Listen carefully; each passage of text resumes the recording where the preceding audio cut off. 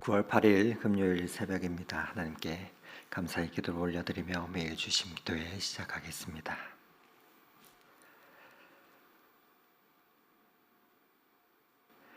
사랑의 하나님 아버지, 오늘도 하루를 허락하신 주님께 사랑의 고백과 감사를 올려드리며 하루를 엽니다.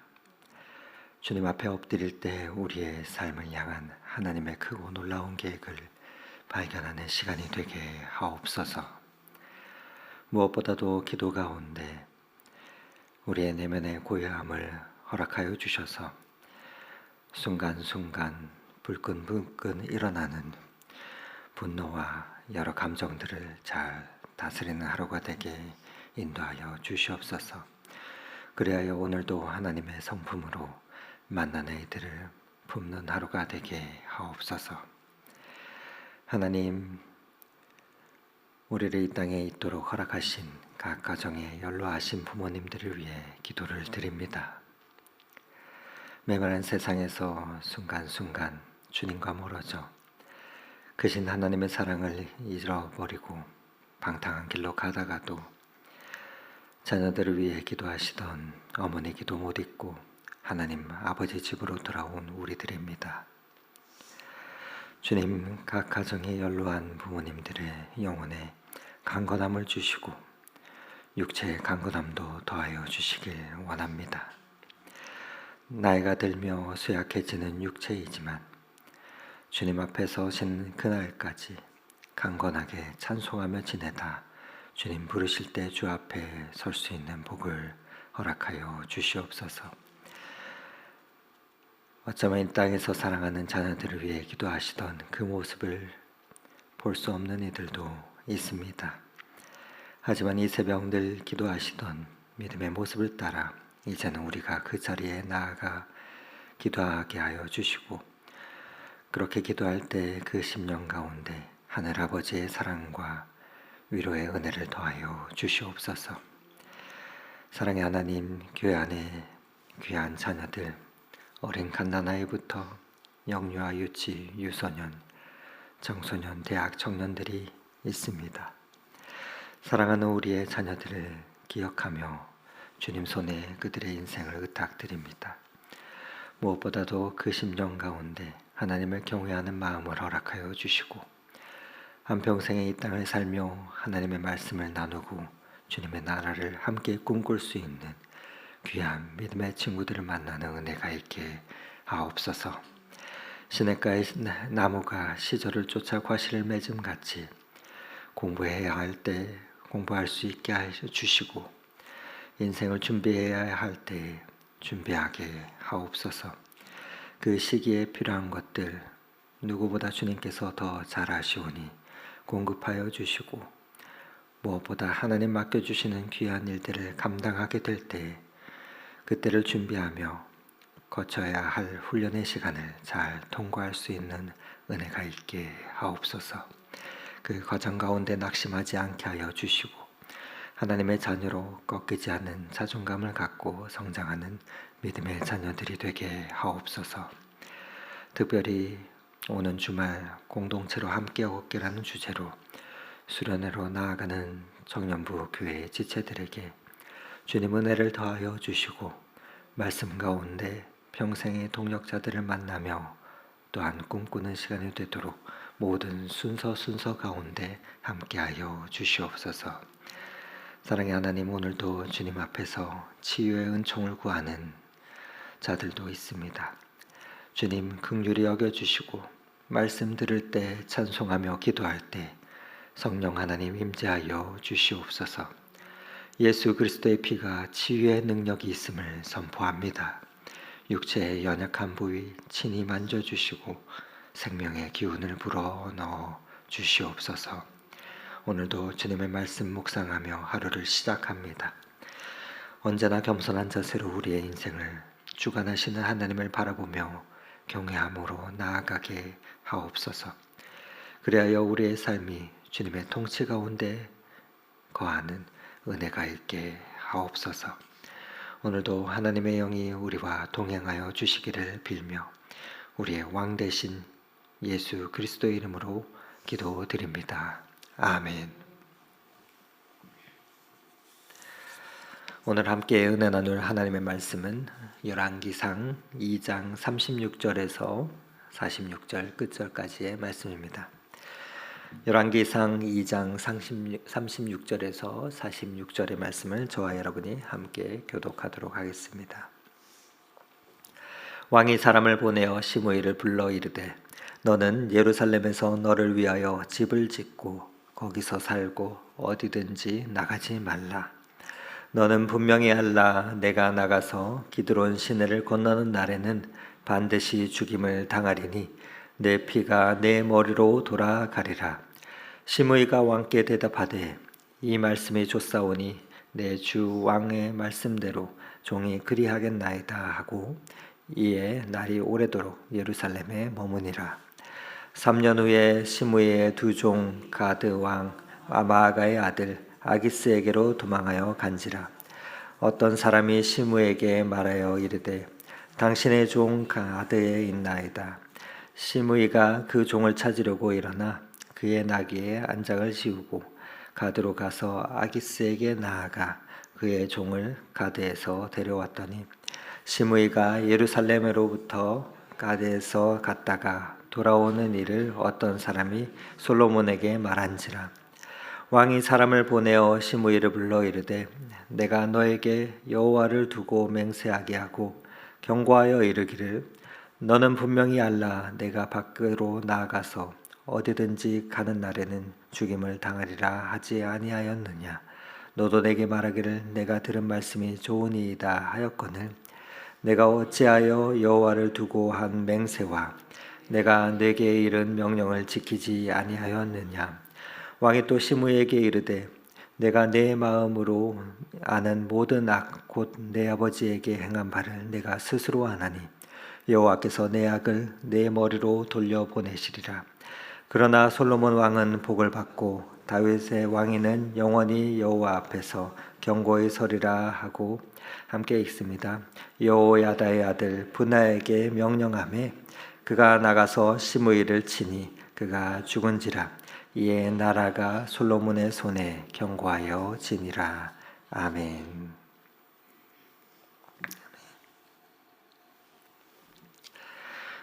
솔로몬이 다윗의 유언을 따라 한 나라의 리더십을 세워가면서 아도니아와 제사장 아비아달 또 군대 장관 요압을 처형하고 오늘은 이어서 나오는 또 한 사람의 인물이 있는데 오늘은 이 시므이라는 한 인물에 대한 이야기를 다루고 있습니다.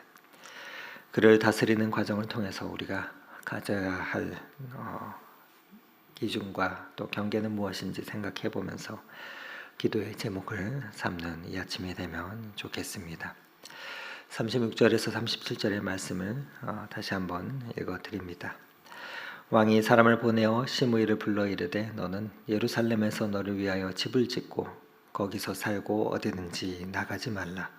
너는 분명히 알라. 내가 나가서 기드론 시내를 건너는 날에는 반드시 죽임을 당하리니 내 피가 내 머리로 돌아가리라. 시므이에 대한 이야기로 또 경고로 오늘 말씀은 시작되는데 시므이에 대한 이야기는 사무엘하 16장과 또 19장에 자세히 기록이 되어 있습니다. 그는 베냐민 지파였습니다. 바울임이라는 지역에 살고 있었던 사울의 친족이었습니다. 우리가 잘 알듯 다윗 왕이 압살롬의 반란군에 쫓겨서 예루살렘에서 피신하게 될 때 이 시므이가 다윗 왕에게 저주를 퍼붓습니다. 다윗이 사울의 왕권을 찬탈했다고 보았기 때문입니다. 그런 다윗이 궁지에 몰리자 통쾌하게 여기면서 저주를 퍼부은 것이죠. 그러나 압살롬의 반란군이 참패하고 다시 다윗은 예루살렘으로 돌아오게 됩니다. 이때 시므이는 예전에 저주를 퍼부었던 것과 다르게 먼저 예루살렘을 복귀하는 다윗 앞에 나아가서 요단강을 건널 수 있게 도우고 다윗 왕도 이런 시므이를 보며 용서를 합니다. 어쩌면 다윗은 여러 지파들의 백성을 포용하려고 그 마음을 품고 있었는지도 모르겠습니다. 이렇게 시므이는 베냐민 지파 사람들에게 큰 영향력이 있는 호족이었습니다. 사무엘하 19장에 보면은 거의 1000명을 동원할 정도로 큰 세력을 갖고 있었다 표현을 하고 있습니다. 그리고 블레셋 아기스 왕과 친분이 있었고 또 그래서 어쩌면 더 시므이는 솔로몬에게 요주 인물일 수밖에 없었는지 모르겠습니다. 그런데 그의 부친이었던 이 다윗 왕은 자신이 고통받을 때 다윗 왕 자신을 비난하고 조롱하고 그렇게는 업신여기다가 또 다시 모든 권력을 되찾고 돌아오니까 자신 앞에 나와서 예찬하며 또 권력 앞에 나아가는 그런 인물을 보면서 다윗 왕은 이 시므이가 갖고 있는 이중적인 성격을 간파했는지 모르겠습니다. 권력의 앞에서 앞과 뒤가 너무나도 다른 인물인 것을 보았던 것이죠. 여러분, 우리는 수많은 사람들을 매일매일 만나며 살아갑니다. 우리의 삶의 자리 가운데서 또 직장에서 동료들을 만나고 선배를 만나고 직장 상사를 만납니다. 그렇게 하루 종일 시간을 보내며 또 고객을 만나기도 하고 때로는 친구를 만나기도 합니다. 수많은 사람들이 우리 주위를 하루 동안도 왔다 갔다 합니다. 그런데 그 가운데서 우리가 늘 조심해야 할 것이 있습니다. 그것은 이 시므이처럼 앞과 뒤가 너무 다른 사람은 조심해야 하는 것이죠. 어쩌면 우리의 모습도 앞의 모습과 뒤의 모습이 다를 수 있습니다. 자기 혼자 있을 때나 또 사람들이 같이 있을 때, 그리고 가까운 사람과 있을 때와 또 멀리 있는 사람과 있을 때 우리 모습은 다를 수가 있습니다. 이와 같은 다른 우리의 모습이 있는 것은 누구나가 마찬가지이고 사실입니다. 그러나 어떤 경우에는 그렇게 친절하다가 어떤 경우에는 너무나도 무자비한 모습을 보이는 것은 위험합니다. 무엇보다도 의도적으로 달라지는 것은 위험합니다.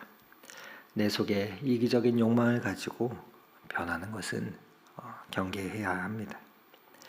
그렇게 이런 일들을 늘 분별력을 가지고 지혜를 갖고 우리는 대해야 할 것입니다. 그 지혜가 우리의 삶 가운데 있어야 할 것입니다. 그래서 아들 솔로몬에게 다윗 왕은 유언을 통해서 시므이를 조심해라, 시므이를 죽여라 하는 그 말을 하고 있는 것을 볼 수가 있습니다. 그리고 아버지의 조언대로 솔로몬은 그를 때가 되어 처형하게 됩니다. 솔로몬이 왕위에 즉위하고 나서 당장 시므이를 처단할 수도 있었겠지만 그러하지는 않았습니다. 그러나 그는 먼저 시므이를 먼저 예루살렘 안에 있도록 권고합니다. 분명한 경계를 정해 준 것입니다. 시므이도 이러한 경계에 대해서 솔로몬 왕의 제안에 대해서 경고에 대해서 한동안 이를 잘 지켰습니다. 죄인이 긍휼히 입으면 더욱 왕의 뜻에 순종해야 함이 당연한 것이죠. 그런데 39절을 보니까 문제가 발생하게 됩니다. 무슨 일이 있었습니까? 39절과 40절을 읽어드립니다. 3년 후에 시므이의 두 종이 가드 왕 마아가의 아들 아기스에게로 도망하여 간지라. 어떤 사람이 시므이에게 말하여 이르되 당신의 종이 가드에 있나이다. 시므이가 그 종을 찾으려고 일어나 그의 나귀에 한 장을 지우고 가드로 가서 아기스에게 나아가 그의 종을 가드에서 데려왔더니 어느 날 자신의 재산이라 할 수 있는 종이 가드로 도망을 갑니다. 그렇게 도망을 가자 종을 붙잡기 위해서 왕과 맺은 약속을 어기고 자신의 종을 찾으러 예루살렘을 급히 떠나게 됩니다. 그래서 그렇게 가드로 가서 그 가드에서 시므이는 종을 붙잡아 다시 돌아오게 됩니다. 육신의 손해를 보지 않으려고 하다 보니 왕이 한 명령에 그 명령을 처음에는 잘 준수했지만 자기의 종을 찾으러 예루살렘에 떠나게 된 것입니다. 자신에게 손해가 발생하니 제 생각대로 행하였던 것이죠. 그리고 결국 이 행동은 이를 보았던 사람들에 의해서 솔로몬에게 그 소식이 들어가게 됩니다. 그러자 솔로몬은 기다렸다는 듯이 가차없이 그를 불러 이르게 됩니다. 42절 43절의 말씀입니다. 왕이 사람을 보내어 시므이를 불러 이르되 내가 너에게 여호와를 두고 맹세하게 하고 경고하여 이르기를 너는 분명히 알라. 내가 밖으로 나아가서 어디든지 가는 날에는 죽임을 당하리라 하지 아니하였느냐. 너도 내게 말하기를 내가 들은 말씀이 좋으니이다 하였거늘 내가 어찌하여 여호와를 두고 한 맹세와 내가 내게 이른 명령을 지키지 아니하였느냐. 솔로몬 왕은 자신이 베풀어 준 은혜에도 불구하고 그 경계선을 지키겠다 한 맹세한 그 맹세를 상황에 따라서 무시해버린 시므이를 철저히 공의로 심판하며 대가를 치르게 합니다.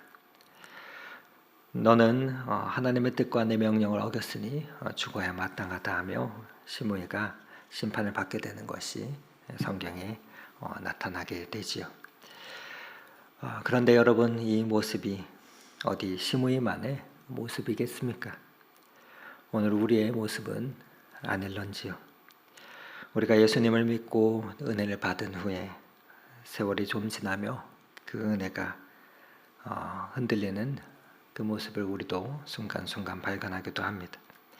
그렇게 은혜가 흔들리는 사람들이 있습니다. 받은 바 은혜를 자주 일깨우지 않아서 그런 것인데 시므이는 죽을 목숨이었지만 왕의 긍휼로 살았습니다. 그렇기에 그 은혜를 날마다 마음속에 새겼으면 괜찮을 텐데 3년이 지나니 흐려졌던 것입니다. 그리고 자신에게 벌어진 일 가운데 분노하고 흥분하여 그것도 그 명령을 새까맣게 잊은 것입니다. 가정의 문제 가운데 도망간 종을 찾아와야 되겠다는 그 마음대 때문에 제 생각대로 행한 것이죠. 누구라도 이렇게 되기가 쉽습니다. 급작스러운 상황이 생기고 누구라도 어려운 상황 가운데 마주하게 되면 그 진정성은 또한 수면 위로 드러나게 됩니다. 그러나 손실을 입지 않기 위해서 합리화하며 인간적인 방법으로 나아가서는 안 될 것입니다. 우리가 은혜를 잊어버리고 육신의 손해를 보지 않으려고 생각하다 보면 하나님의 말씀과 언약에 대해서는 생각하지 못하고 그에게서 떠나게 되는 것은 한순간이기 때문입니다. 이처럼 육신적 손해를 안 보려고 하나님의 약속을 말씀을 던져버리고 우리의 마음대로 살아갈 때가 많지만 그런 순간이 많아지면 결국 시므이처럼 어느 순간 우리도 모든 것을 잃어버리는 자가 될 수 있다는 사실을 잊지 말아야 할 것입니다. 하나님은 마땅히 심판받아야 할 시므이와 같은 존재인 우리에게 은혜를 베푸시며 그 경계를 정해 주셨습니다. 그리고 그 안에서 자유롭게 살아갈 수 있도록 허락하여 주셨습니다. 그러나 그 경계를 넘어설 때는 반드시 심판하신다는 사실을 우리는 잊지 말아야 할 것입니다. 그렇기에 우리의 삶에 영적인 기드론 시내와 같은 경계선이 분명히 있어야 합니다. 그것은 우리 마음대로 할 수 없는 불편함이 있는 것 같이 여겨질 수도 있을 것입니다. 하지만 예루살렘 안에 매여 있는 것은 축복입니다. 매여 있다는 것은 불편하게 사는 길인지 모르겠습니다. 그러나 임금의 명령 안에 순종하며 살 때 자유가 있는 것처럼 하나님의 말씀 안에서 우리는 자유를 얻기 때문입니다. 하나님의 심판은 반드시 언약대로 이루어집니다. 구원도 언약하시는 것처럼 또 심판도 말씀하신 대로 다시 오신 날 행하실 것입니다. 그 날 주님께서 다시 오실 날 예수 믿지 않는 사람들이 심판날에 왜 망하게 되겠습니까? 죄의 값은 예수 그리스도께서 십자가에서 해결하셨는데, 그런데 그 죄를 해결하신 하나님의 언약을 믿음으로 받아들이지 않으며 또 믿으면 살리라 하신 하나님의 약속을, 그 언약을 파기하였기 때문에 스스로 망하는 것입니다.